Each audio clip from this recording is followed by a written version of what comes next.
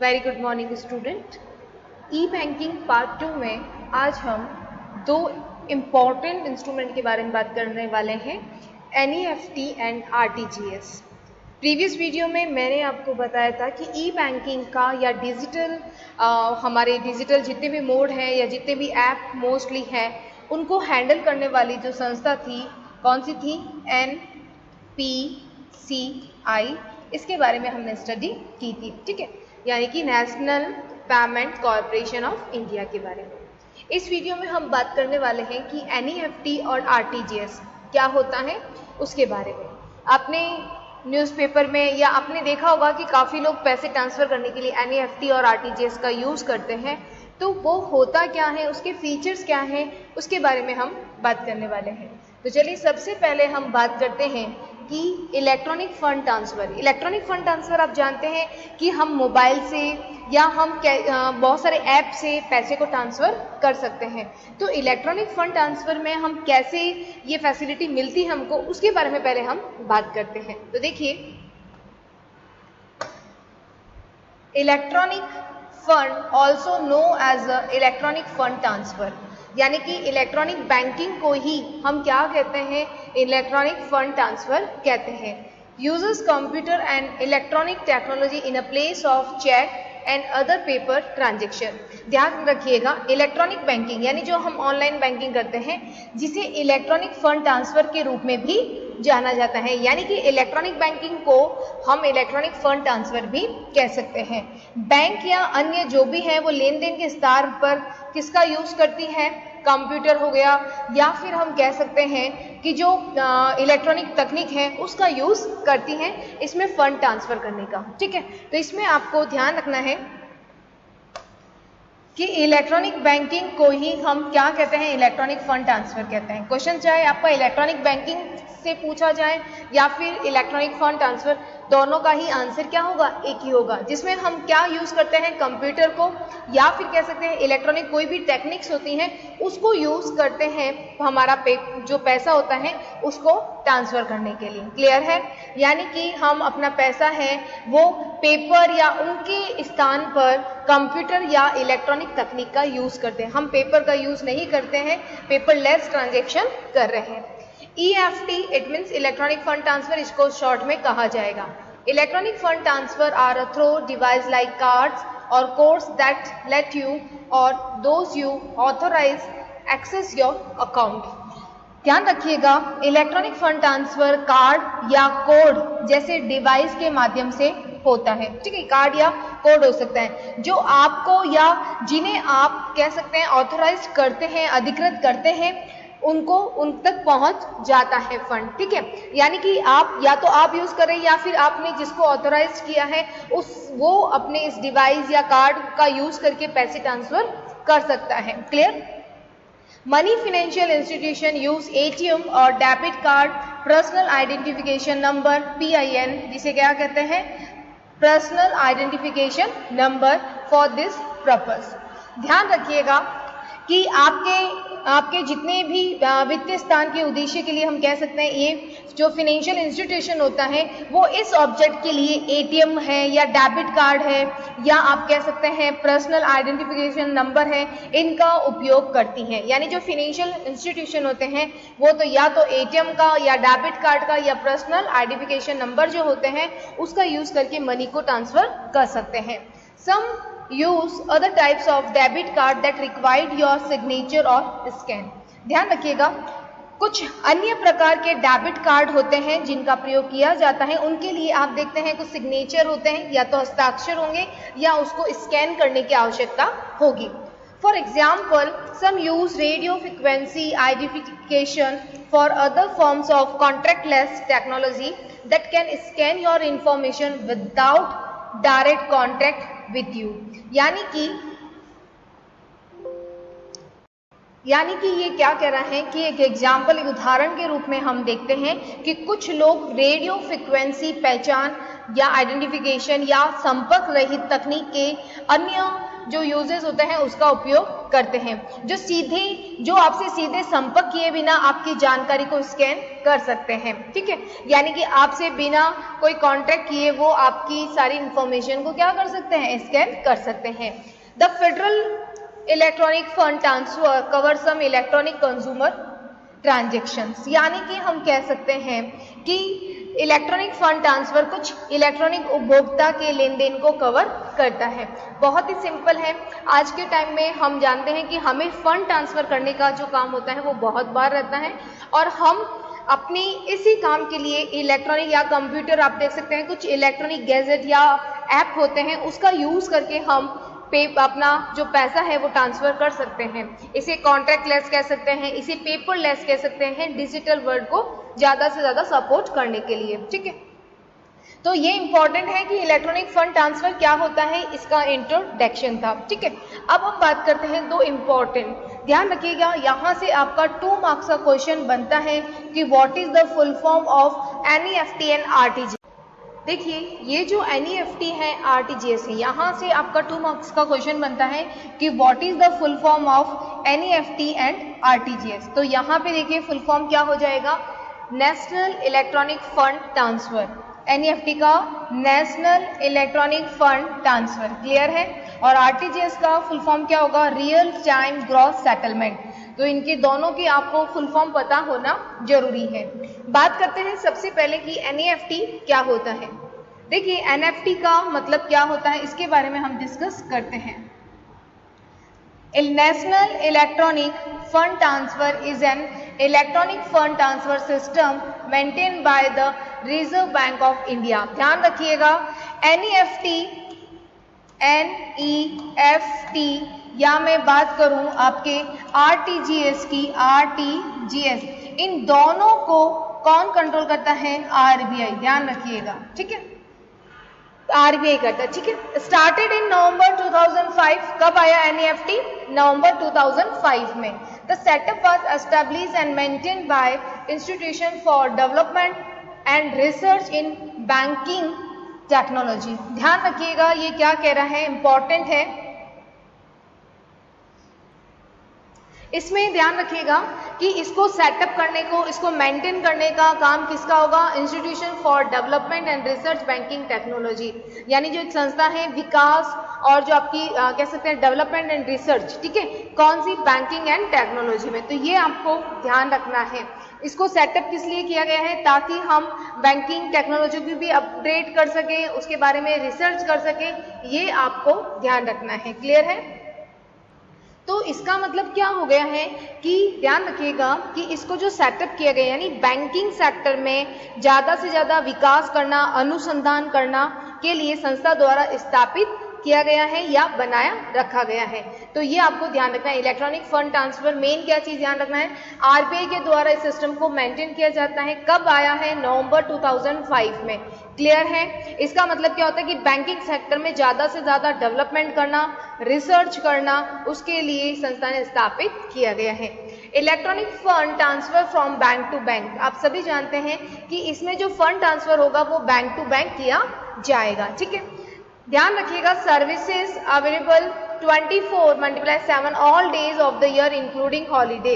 इसकी जो सर्विसेज होगी वो 24 घंटे और पूरे 7 डेज आपको इसकी सर्विसेज अवेलेबल होगी यानी उपलब्ध होगी, ये आपको ध्यान रखना है। क्लियर है। पहले इनका टाइम पीरियड होता था लेकिन अभी इसको हटा दिया गया है और क्या रखा गया है कि इसकी जो सुविधा रहेगी वो आपकी पूरी साल भर रहने वाली है। ठीक है, जिसमें आपके इंक्लूडेड हॉलीडेज भी बताए गए हैं। क्लियर है। बात करते हैं नेक्स्ट एनईएफटी का मिनिमम अमाउंट और मैक्सिमम अमाउंट की। तो ध्यान रखिएगा, नो लिमिट, मिनिमम न्यूनतम राशि भी आप कितना भी करा सकते हैं 1 रुपये से लेकर, और मैक्सिमम अमाउंट भी कुछ भी फिक्स नहीं है। लेकिन कुछ बैंक यहाँ पे आप देखते हैं कि रेस्ट्रिक्शन लगाती है 10 लाख 20 लाख समथिंग। ठीक है, तो यानी कि ऑनलाइन आप कितना भी पैसा ट्रांसफर कर सकते हैं, लेकिन कुछ बैंक के द्वारा ऑफलाइन क्या करते हैं, रेस्ट्रिक्शन लगाया जाता है, जैसे 10 लाख हो गया या 25 लाख हो गया। इंपॉर्टेंट है, एक चीज आपको याद रखनी है कि जो एनईएफटी है वो आपको कह सकते हैं कि ये जो अवेलेबल है for one way fund transfer from India to Nepal. ध्यान रखिएगा, बहुत इंपॉर्टेंट है। एनईएफटी एक फैसिलिटी देता है कि भारत से हम नेपाल क्या कर सकते हैं, फंड को ट्रांसफर कर सकते हैं। ठीक है, ये तो आपको पता चल गया कि भारत से नेपाल कर सकते हैं। वन वे का मतलब होता है कि आप भारत से नेपाल कर सकते हैं। ठीक है, ये कर सकते हैं, लेकिन नेपाल से भारत में नहीं कर सकते हैं। तो वन वे का मतलब क्या होता है, इंडिया टू नेपाल, आपको ये ध्यान रखना है, वन वे। ठीक है, और इस फैसिलिटी में आप जान सकते हैं कि मैक्सिमम कितना ट्रांसफर कर सकते हैं, 50,000, 50,000। क्लियर है आपको? तो 50,000 तक का फंड आप क्या कर सकते हैं, इंडिया से नेपाल ट्रांसफर कर सकते हैं। ये जो आप देखते हैं ना सर्विसेज जो आपको 24 आवर्स जो मिल रही हैं, ये 16 दिसंबर 2009 से होने लगा था। उससे पहले टाइम फिक्स था 16 दिसंबर 2019। क्लियर है आपको? तो 16 दिसंबर 2019 से आप कह सकते हैं कि ऑनलाइन हम कभी भी पैसा ट्रांसफर कर सकते हैं। ठीक है, ऑल वर्किंग डेज।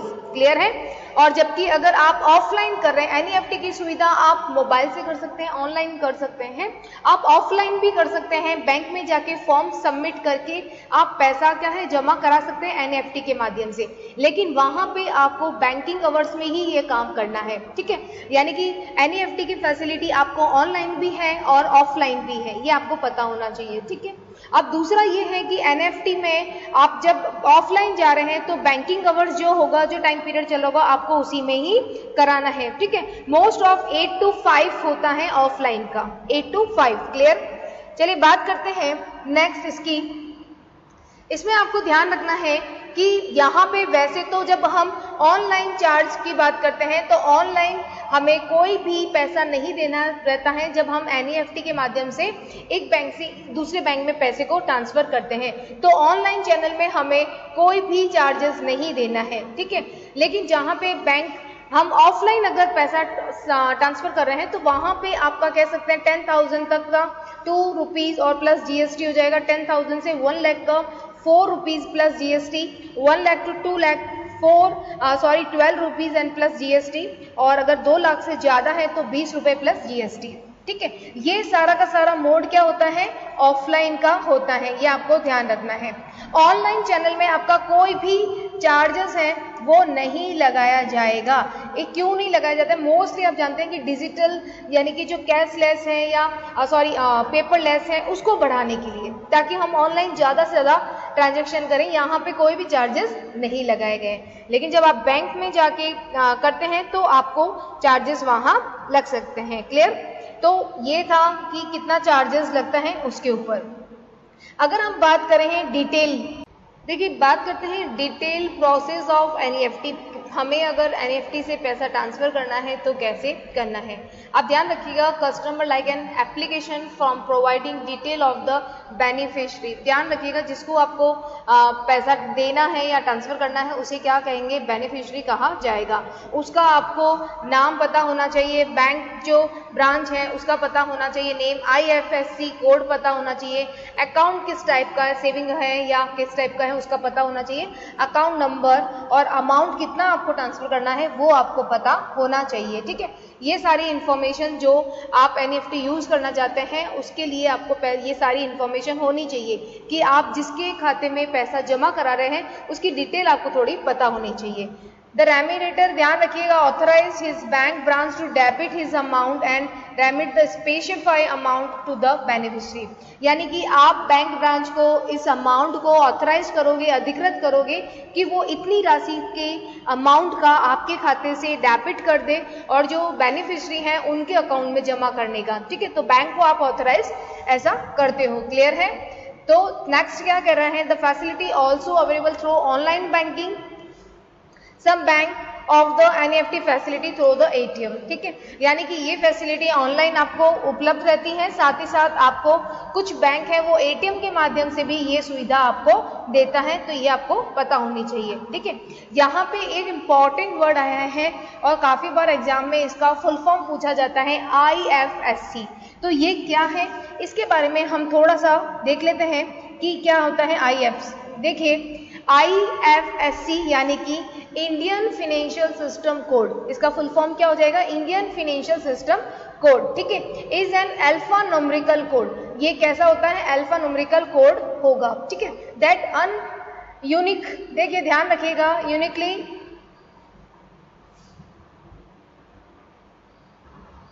तो ध्यान रखिएगा कि that uniquely identify a bank branch participating in the NEFT system. It is a 11 digital code. ध्यान रखिएगा 11 नंबर का कोड होता है, विद द फर्स्ट 4 जो अल्फा आपके कैरेक्टर होंगे वो रिप्रेजेंटिंग करेंगे बैंक को। ठीक है, and the last 6 character representing the branch. जो आपके 11 नंबर होंगे ना, 11 नंबर का IFSC कोड होता है, जिसमें से 4 जो होते हैं वो बैंक को रिप्रेजेंट करेंगे, क्लियर है, और जो आपके 6 नंबर रहेंगे वो करेंगे ब्रांच को रिप्रेजेंट। ठीक है, इसमें एक होता है 0। ठीक है, ध्यान रखिएगा, एक 0 होगा और 4 बैंक के नंबर होंगे, और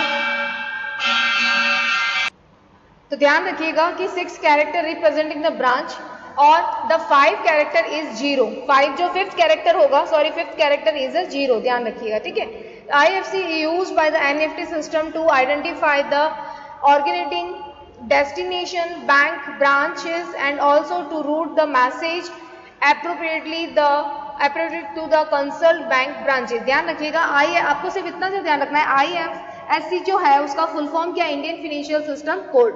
ये एक अल्फा न्यूमेरिकल कोड होता है जिसमें 11 नंबर होते हैं, 4 बैंक को रिप्रेजेंट करेंगे और 6 कैरेक्टर जो होंगे नंबर के वो ब्रांच को करेंगे। इसमें एक कैरेक्टर 5th नंबर का होगा, वो क्या होगा, 0, यानी कि 4 नंबर के बाद में यहाँ पे क्या है, एक 0 होगा। ठीक है, अब दूसरा ये है कि ध्यान रखिएगा कि यहाँ पे IFSC का जो यूज है वो NEFT सिस्टम के लिए किया जाता है, ताकि हम बैंक ब्रांच की पहचान कर पाए कि किस बैंक और किस ब्रांच में हमें जो मैसेज है वो सेंड करना है। क्लियर है आपको?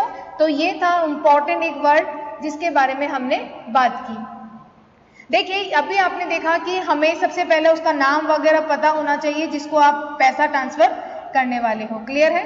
अब हम बात करते हैं मेन, आपको पता चल गया हो कि एटीएम वगैरह से फैसिलिटी देता है।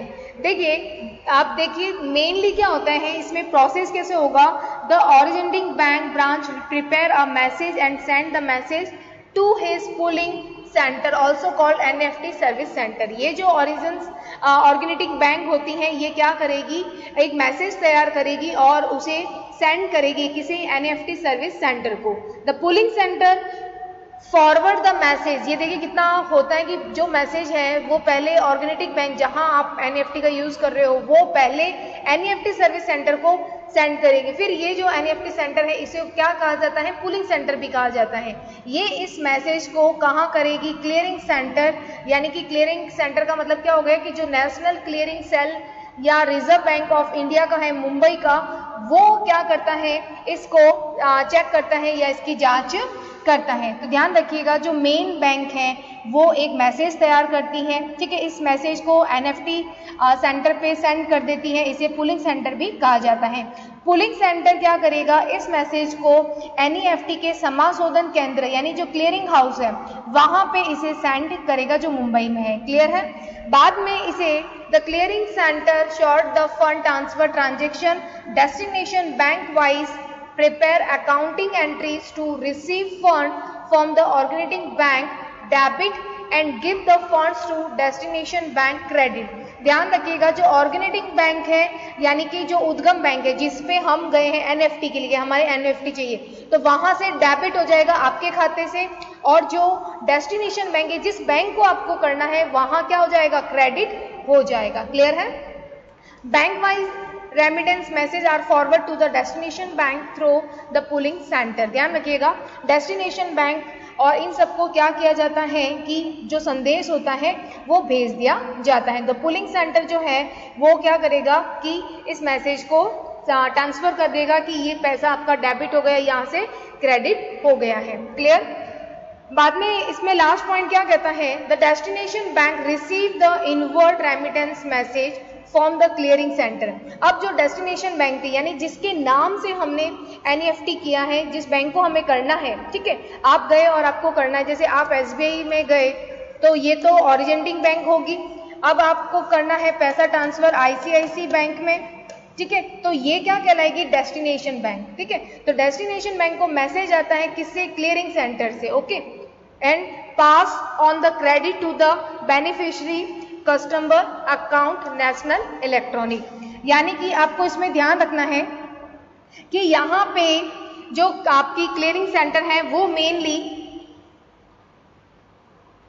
तो यहाँ पे क्या करता है, कस्टमर के अकाउंट में पैसा ट्रांसफर हो जाता है। जब डेस्टिनेशन बैंक के पास में मैसेज आएगा क्लियरिंग सेंटर से, और फिर वो क्या करेगी, जो डेस्टिनेशन बैंक है वो कस्टमर के अकाउंट में पैसा क्रेडिट कर देगी। तो ये पूरा प्रोसेस होता है एनईएफटी का। क्लियर है? अगर हम बात करें रियल टाइम ग्रॉस सेटलमेंट का, तो सेम ऐसा ही ये कह सकते हैं। ठीक है, ये बिल्कुल इस तरह से ही बनाया जाता है जिस तरह से एनईएफटी होता है, बस इसमें डिफरेंस क्या होता है ये आपको पता होना चाहिए। तो रियल टाइम ग्रॉस सेटलमेंट का फुल फॉर्म आपको पता है, ये जो आया है वो आया है मार्च 2004 में, ये आपको पता होना चाहिए। रियल टाइम ग्रॉस सेटलमेंट में हमें मिनिमम जो अमाउंट है वो कितनी होती है, 2 लाख, और मैक्सिमम अमाउंट है उसकी कोई भी लिमिट है वो नहीं होती है। ठीक है, तो यहाँ पे 2 लाख होना जरूरी है आरटीजीएस में, 2 लाख होंगे तभी आप ट्रांसफर करा पाओगे। ठीक है, ये भी एक ऑनलाइन मोबाइल या किसी से भी आप यूज कर सकते हो ये सुविधा। ये भी 24/7 फैसिलिटी दी जाती है। ये दिसंबर 2020 से स्टार्ट हो गया है, यानी आप एनईएफटी दिसंबर 2020 से कर सकते हैं। ठीक है, आप पूरे टाइम कर सकते हैं, लेकिन अगर आप ऑफलाइन कर रहे हो तो आपको बैंक का जो टाइमिंग होगा उसके अकॉर्डिंग करना है। ठीक है, और बाकी इसका सेम आप जानते हैं कि रियल टाइम ग्रॉस जो सेटलमेंट है वो एक बैंक से दूसरे बैंक में पैसा ट्रांसफर करने का काम करता है। क्लियर है? तो ये इंपॉर्टेंट है जो आपको ध्यान रखना है कि एनईएफटी और जो आरटीजीएस है उसके द्वारा ही बहुत ज़्यादा टाइम पैसे ट्रांसफर किए जाते हैं। ओके।